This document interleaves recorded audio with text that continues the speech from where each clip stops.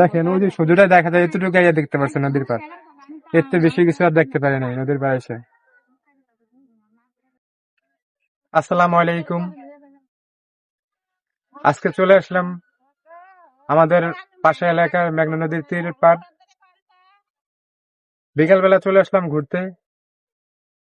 আইসা দেখি নদীতে নাই কোনো ঢেউ, নাই কোনো বাতাস, সবকিছুই এলোমেলো।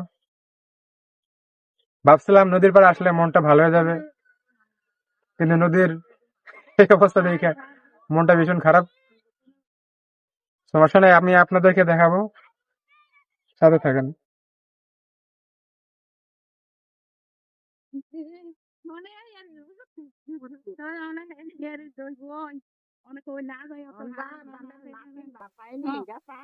দেখেন ওই যে শুধুটা দেখা যায়, এতটুকু আইয়া দেখতে পাচ্ছেন নদীর পার, এর থেকে বেশি কিছু আর দেখতে পারে নাই নদীর পার এসে।